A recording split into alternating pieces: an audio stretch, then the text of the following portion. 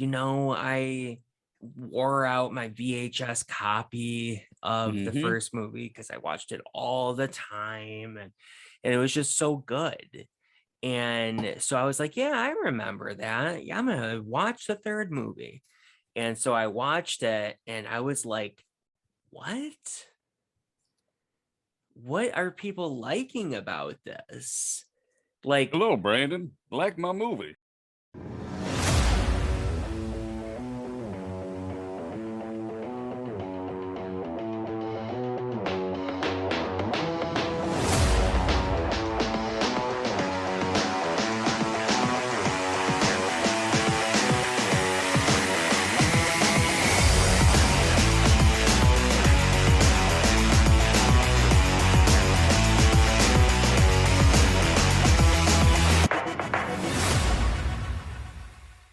and I have two more on this list before we get to unpopular movie opinions, which I only have Which one will of be the those wrap up. really, but Oh, I have a few. it's wearing sandals or flip-flops. I hate it. I hate it so Are these much. unacceptable? They are unacceptable to me. That's Like, fine that you like them. I only wear them in the house. Basically, they're like house shoes almost. And like, if I have to run to 7-Eleven or something, I might have them on. But if Okay. I'm like going out for the day, I find it very Yeah. uncomfortable. But I'm at not home, I enjoy committing it. I'm not committing like genocide of the people that are No, wearing but it's sandals, it's a but thing though. People but really I like to don't like wear the feeling sandals. of them. I don't like the feeling of it. I like them in the house and like a quick runabout. But Mm. as a general rule, no. And I don't like the old school ones with the thing in the middle That's a that were flip-flop. just Yeah. yeah, that are just so uncomfortable, sold dime a dozen in Walmart and Kmart, what have you, on the Yeah. rack. You know what I'm talking about? Generic garbage that Hmm. just hurt. So Yep. no, I don't like them. I had a bad experience with Did you get a really bad blister? I mean probably, but that's not the experience. That's sort of expected. I wore sandals when I was a kid and Mm-hmm. I would always like Oh, I wore them trip. as a kid. Okay. They would make me trip all the time, and so I didn't like them because of that.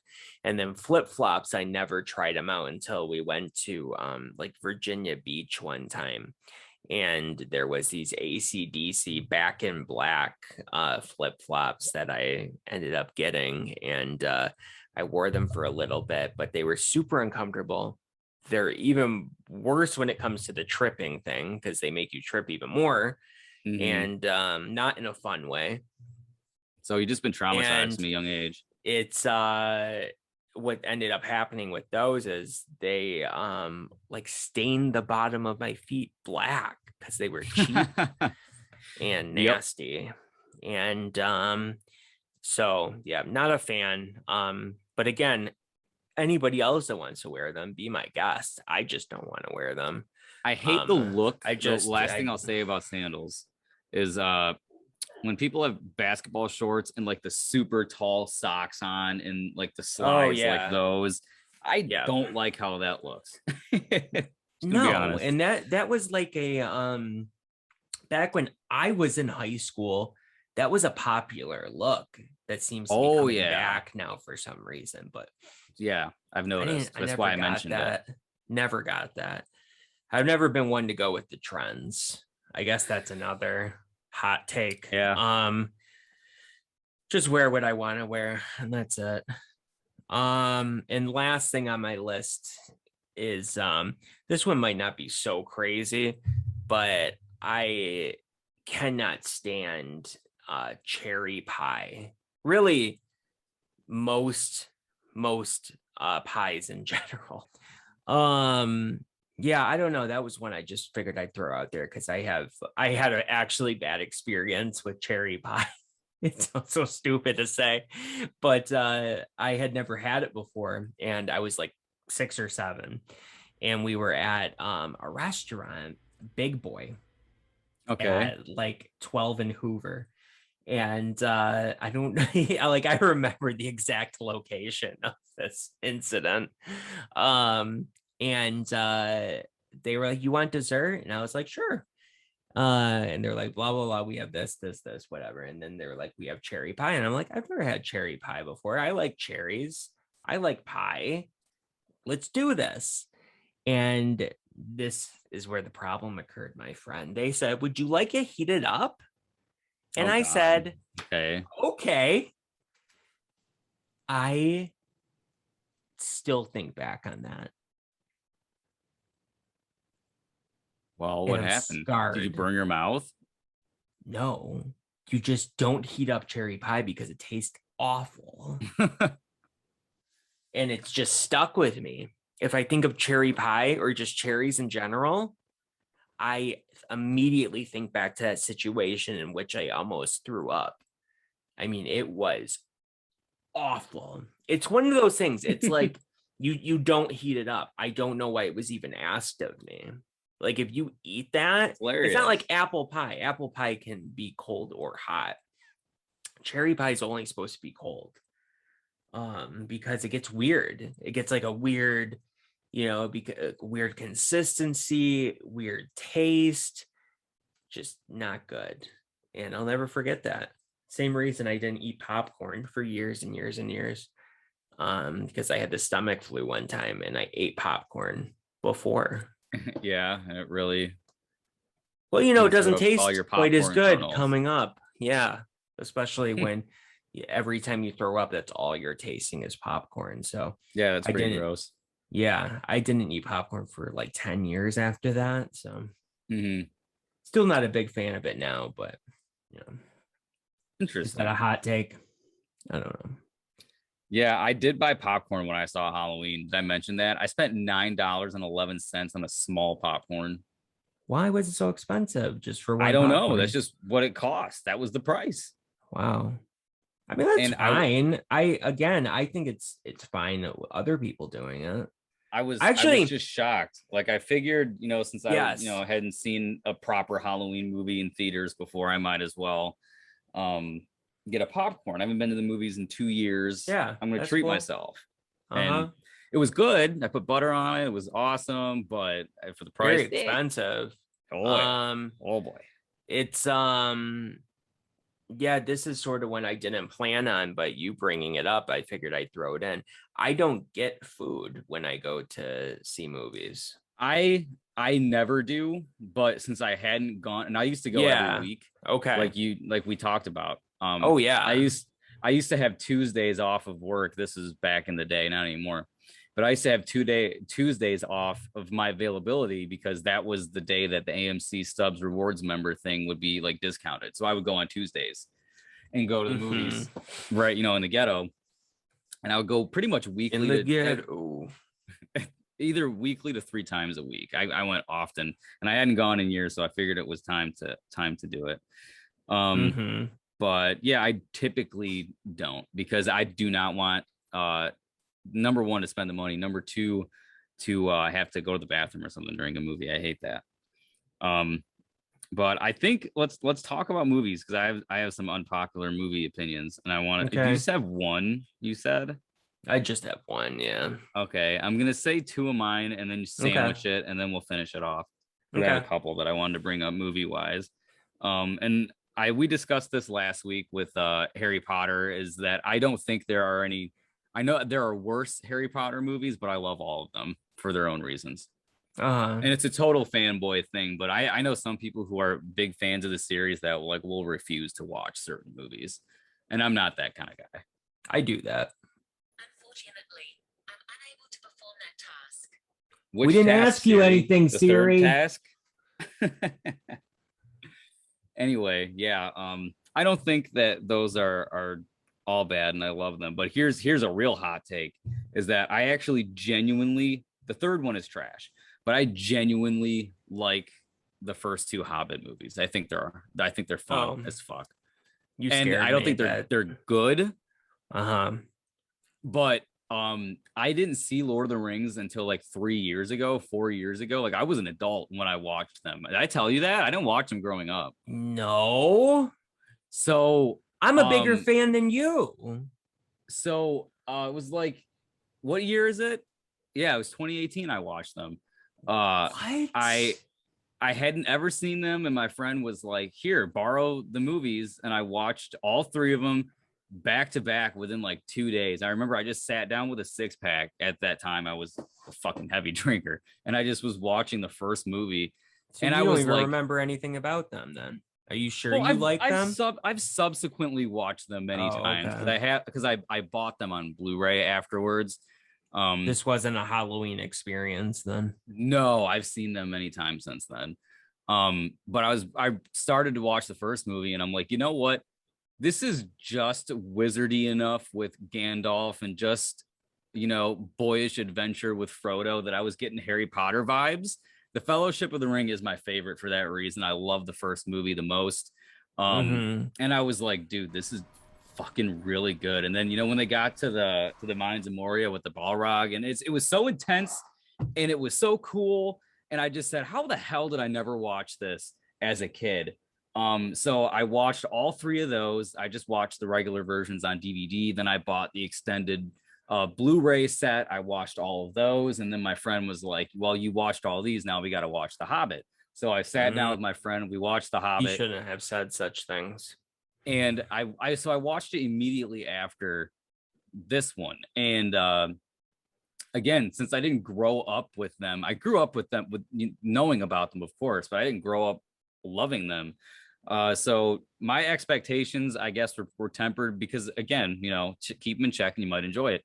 But I heard a lot of people really shit on The Hobbit because The Hobbit was like already like a 5-year-old movie at that point. So it already been through the ringer critically for a lot of different things. So when I watched it, I didn't expect it to be amazing. I knew it was the shortest book put in the 3 movies. I knew it was supposed to be Del Toro directing it. I knew Peter Jackson didn't want to do it. I knew it was CGI heavy. So I kept everything in check. And for what it was, I love the dwarves. I think if the dwarves weren't in that movie, it wouldn't have been cool because that was just enough of a difference. The second one is more fun, but there's just this standout scene that was literally shot on GoPros of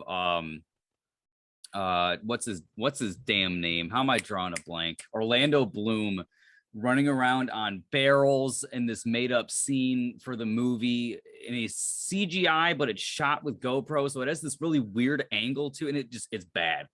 The second one borders on jumping up the yeah.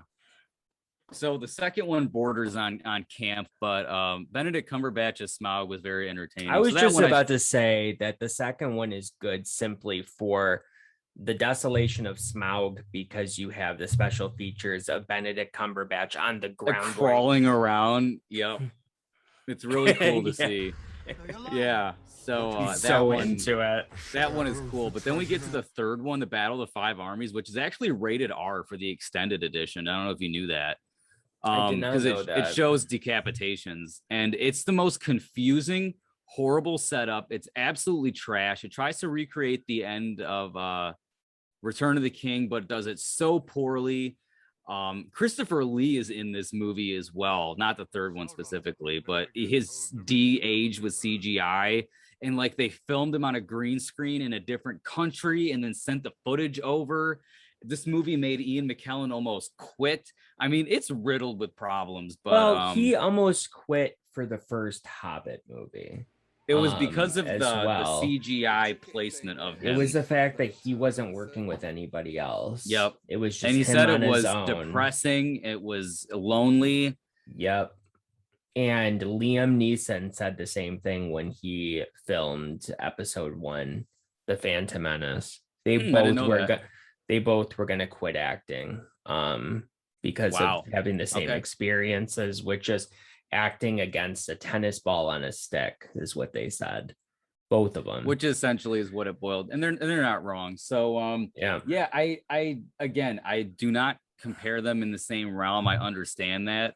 I do have the books. The Hobbit is actually the only book that I've read, but I have the other two, and I started one of them, never finished it. Go figure. That's surprising to me.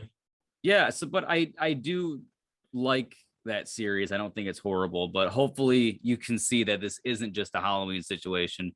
I'm not the biggest fan, but I'm a very entertained person by this series, I guess. I don't know, probably more than Could you I say more than gave your you average? I'm more. not too sure. I gave you more credit prior to this moment Why? Because I because said I didn't like.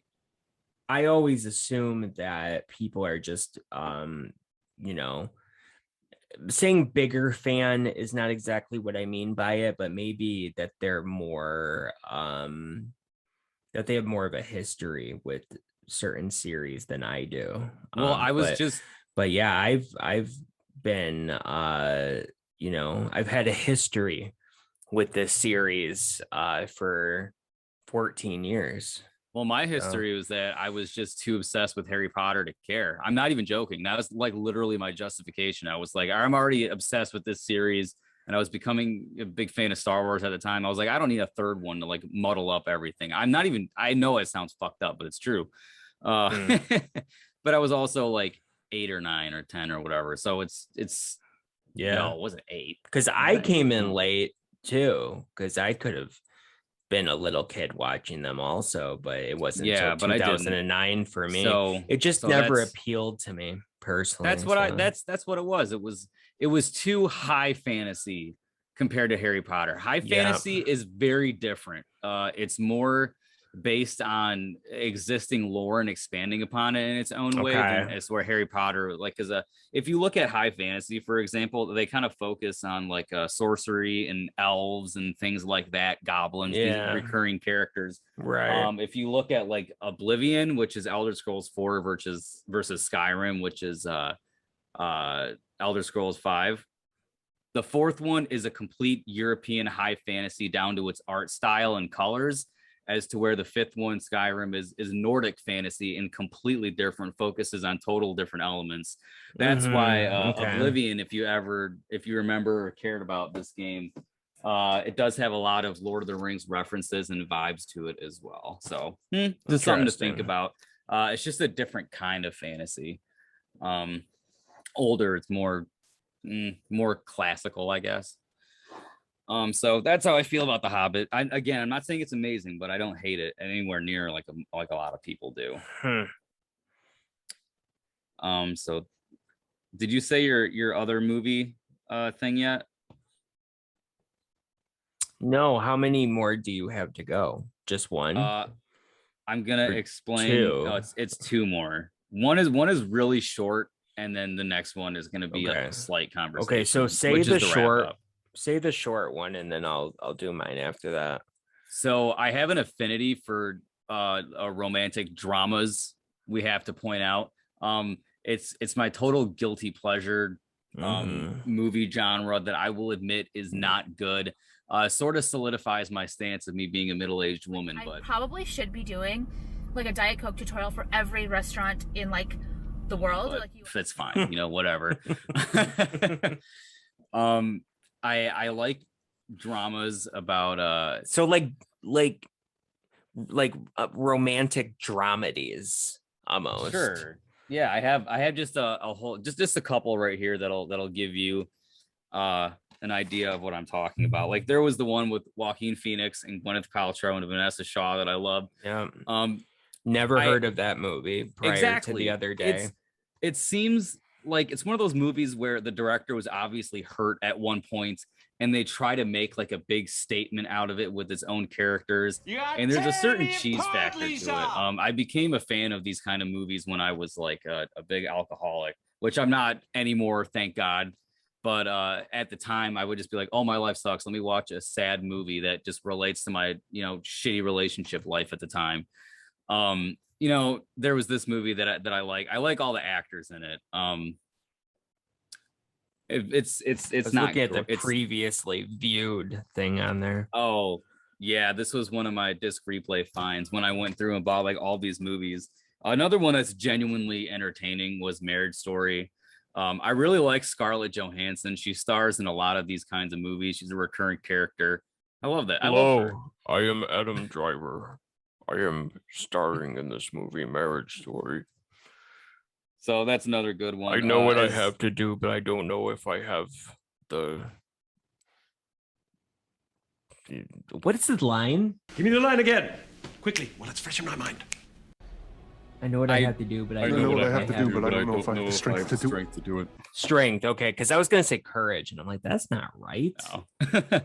There's this one that is actually another genuinely good movie. I can't say this one's a little bit different. It's a little off the wall in some ways, and it has a lot of style and character to it. Yeah, I wouldn't say that So this I is a wouldn't say that romantic this anything. one goes in there. Well, I mean, I the get whole that there's a spur love of the story kind of is the love in story, there, but and I like Joel and Clementine in this. It's not a duo that you would think would work out, but they sort of do. It's an interesting movie. I like this one. I watched that in college for the first time in like a film class. Same with this one too. I like this one a lot. Lost in Translation. That shocks me as well. Yeah, so I saw this in like 2013. Same with this movie. Came out in 2004. Yes. Yeah. Yes. Yeah, so I was either 12 and then there was or 13. This one that I really liked a lot, Lost in Translation, not just because it has Scarlett Johansson in it, but Bill Murray. Who doesn't like Bill Murray? But these movies are like for either trying to win an Oscar or for women, but whatever. That's just a guilty pleasure thing. And I don't watch them often. Yeah, I don't watch them often. Maybe like once a year, or maybe once or twice a year when I'm sad. I'll put on one of those if I want to feel sappy. Okay, two of them. One, I love Halloween 6 a lot. We talked about this. Yes, I don't think I brought it up on here though, but no, I don't believe so. I think it's awesome. Is it the greatest movie ever? No. Is it a well-written movie? Not particularly. Nope. Is it a well-acted movie? Not really. I met was Michael it entertaining Myers when he was a mere boy. Yes. Or wait, no. I met Michael Myers when I was a mere boy. It's like, Paul Rudd, what's that accent? What are you doing? Oh, poor Paul Rudd. Yeah, God, I think it was probably just bad direction, but that's what I don't think it was his fault at all. No, probably not. He did Clueless at the same time, and really, it's been a long time since I've seen. So Clueless, I think what he did was he just swapped the scripts on accident in between. Possibly, yeah. He did Halloween 6 first, and then it was like, but Clueless came out first. It was weird. Clueless had less editing because Halloween 6 had to have reshoots and stuff, and multiple so it took longer to come out. Story behind that one. Oh yeah, but even though he did that one first, it came out second. But I think I'm right about that. But I just love it though. I love it so much. It's dripping in fall atmosphere. The music is awesome. There's some great scenes in it, and I'm just, it puts me right into the Halloween season fall mood when I watch it, and because of that, I just more so than the other ones. Not comparing them story wise or entertainment factor. I'm talking about strictly atmosphere, because that's interesting. No, Halloween 4 does it for me a little bit more than 6 does, but yeah, 4 or 6, those would be the ones. So this is also movie related. I've said this before, I'll say it again. Brandon, it's no surprise to you because we've had this conversation before. Ever since 2008, 2009, when the first Iron Man came out, that really started this Marvel craze. Yeah, I've never cared, and I'm not saying they're inherently bad movies. This is how I think about it. They're not bad at all. They're phenomenal. I see the trailers, and not one thing of me gets excited to think this is cool. And again, I'm not insulting anyone's taste. I watched Two Lovers the other night. Okay, so I'm not sitting here saying that I'm the arbiter of entertainment here. I'm just saying for what I enjoy. They just look like CGI set pieces that are all designed to have this big end game movie. I just don't get it. Maybe I have to sit down and watch them all, but there's just, I see the trailers, I see the characters, I see the designs. I see that it's 99% CG. I just don't get it. And I don't know I mean, how many that's a companies, massive exaggeration, but well, to me, that's just what it seems I'm like. assuming you're kidding I might be by saying dramatizing it. 99%. Okay, yeah, I'm kidding. I'm not. It's like 60% of those movies are fake. That's even You too have much. I'll give you I don't believe that. 40%. I just There's real people in them. So yeah. that So half the inherently in and characters of have real itself, people. well, Half there's the real characters are real people, people, and then half real the characters are people. digital, and then most of the sets are fake. No, that's not true. There's only 2 CGI characters that are like main characters out of all of the movies. There's only 2. So there's Hulk, the raccoon. There's Rocket Raccoon, and there is Groot, Vin Diesel's character from Guardians of the Galaxy. Hulk, I would say I can't give you that one because he spends more time as Dr. Banner than he does as Hulk. And even that, it's still motion capture work. In fact, they're all motion capture work. So it's still not even fully CGI. They needed the data of the actors' performances. But even if we say the part of the time that Hulk is in the movies, which is, again, it's on the rarer side, Endgame aside, so even to that argument, let's say there's 3 of them, that's like 3 out of like thousands of characters.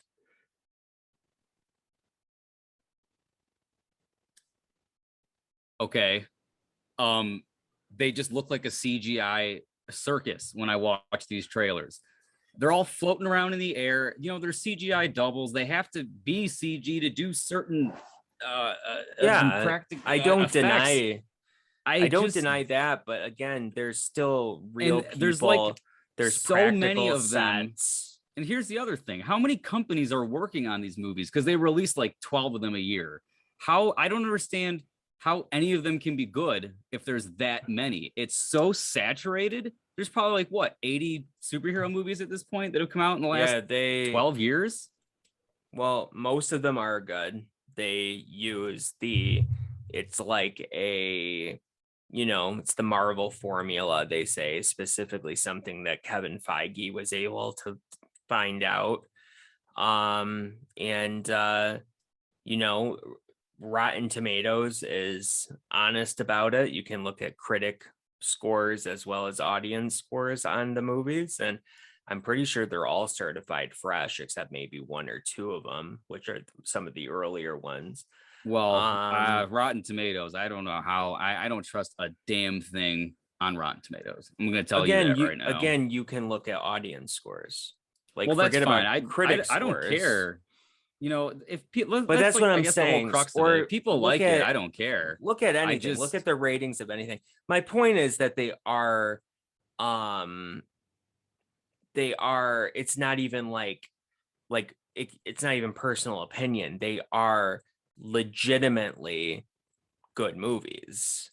Whether or not you like them, that can be debated, but they are legitimately good movies. I mean, they have high scores from everybody that watches them just about. So they are, like, if you say something is, objectively good, that means that it's good on a measurable level. It's objectively good, and these movies are objectively good. Think that the newest rap album is like amazing entertainment. What a wonderful mention of society. Mm-hmm. People can like it, and that's different. I just don't get it. It's sort of like The Godfather is objectively good. Whether or not you like it, that can be debated. But The Godfather is objectively good. Goodfellas is objectively good. And that's funny. I think Toy Story is objectively better. good. I mean, you name it. There's plenty of things that are objectively good. Subjectivity, again, that can be debated until the cows come home. Is that the saying? I don't know. That's different. This is subjectively good. A lot of people love it. And I love it too, but I was really hoping you weren't going to say this is an objectively good comedy. Yeah, no, that's 100%. That is subjectively good to me. But I mean, when I say objectively good, I mean that it has talented people behind it. It's well made on an objective level, on a technical level. It's well made. That it's literally, it can be looked at as actual, as cinematic, I don't know, I guess just as a piece of actual cinema. Not everything can. Whether or not you like it, that's a different story. But there are things, Gone with the Wind. I've never seen Gone with the Wind, but I'm willing to bet that is an objectively good movie. Or you name it. I mean, Citizen Kane, objectively good, I'm sure. I mean, when it comes down to technical, nope. When it comes down to technical skill and prowess, you have to give something the objectively good stamp. And that is what the bulk of these movies are. Not all of them are. I'll be honest with you about that. If I was blind to this and I was looking at it completely subjectively, I would say they're all fucking great. Go fuck yourself. They're great. They're all great. They're not all great. There are some bad ones, but for the most part, they are great. And you know what speaks more than anything? It's the money that they bring in at the box office. I don't understand how for like 13 goddamn years, this is all people want to see. It's not all people want to see. But it just seems like it is. I mean, that's being most exaggerative. It just seems like there's at least 2 or 3 that come out a month. There's like 5 miniseries that are all going on at once. No, and there's there's like 3 of them. And here's the thing too, Brandon. There's I think this has to be said. There's 2 or 3 a year, and the TV shows on Disney Plus, they've all been awesome. And I'm the first one that will tell you when something is not great. And here, answer this question. Did you grow up liking all of these properties? Were you a comic book fan as a kid? Because I didn't give a flying fuck about comic books. I didn't particularly enjoy them. I didn't care for the characters. I mean, and it's stereotypical to say, and I feel stupid. I wish I could. It's like a sports thing. I wish I could like these movies and gel with them the way everybody else does, but I just don't. And that's fine, but you have to keep it within reason here. When you say you don't like it, that's fine, 100%. When you start saying that this is not good and it doesn't deserve to be making the amount of money it is, it doesn't deserve to be getting the ratings it does or the scores it does, or how is it possible that this is being cared for by so many people, that's where you're wrong. And that's objectively wrong. Well, I just, that's fine, but I just fuck. And that's an unpopular opinion. And just because you don't get it, that's fine also.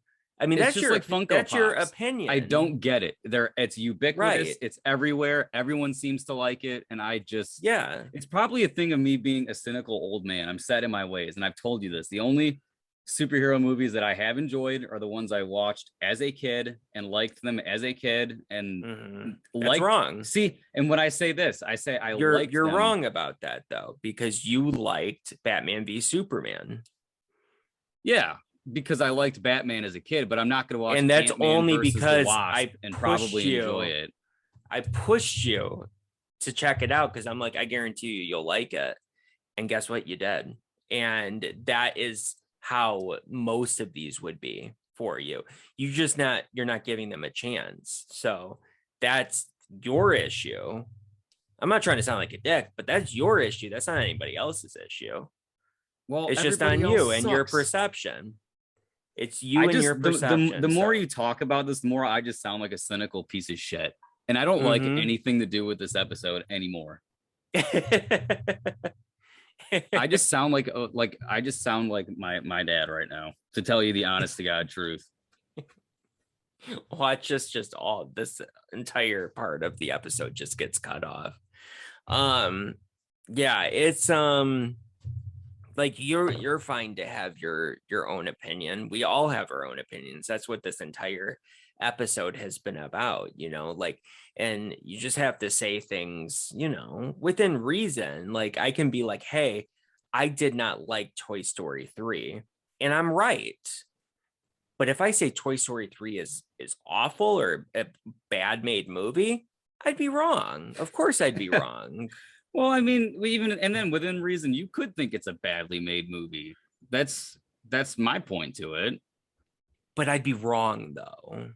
Just because that you can have an opinion that, again, it comes down to objective versus subjective. So all right, we're gonna have to wrap this up within the next like 5 minutes. I'm sorry, but yes, for sure. I can say that I don't like the color blue, and I'm completely, you know, fine saying something like that. But if I say that the color blue is stupid, we would be like, what's my reason for that? Well, what do you mean it's stupid? If I look up at the sky, speaking of things that are blue, if I look up at the sky and say, that's not blue, that's green, I would be wrong. You know, on a objective level, I would be wrong. I can't say things are different than they actually are and still be right about it. If you say a movie's not good, then you think it's not good. I mean, but you're wrong. But you're wrong. Because when you say something's not good, you're saying that it's not well made. And who are you to say that something is not well made? You know what I mean? But that's I just don't think we're gonna see eye to eye on this then, because I think you can say it's and just because you can say that you don't like it. And if there's anybody watching this episode that is going to comment on it, I guarantee you they're going to be on my side of this, because you can say you don't like something. That's within your ability. That's within reason. That is your subjective point of view. But you can't say something is not well made unless it's not.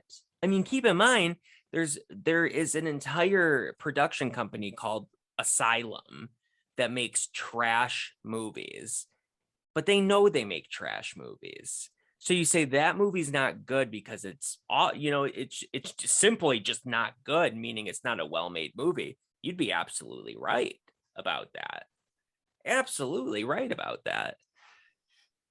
But that's what it comes down to. I mean, honestly, I feel like there shouldn't even be a debate about this, because it's, you know, I mean, it's just facts. Well, thanks for listening to us. Oh guys, about all of that. And I hope that you found some enjoyment in it.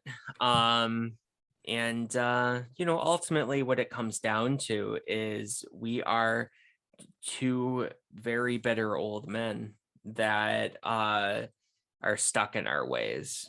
Yeah, unfortunately. Once you're old, you're stuck and you're set. Indeed. And honestly, alternate title for this episode, Get Off My Lawn. That's about how I feel. It started off as Unpopular Opinions, and it sort of evolved into something much greater that needs to be destroyed by the townsfolk.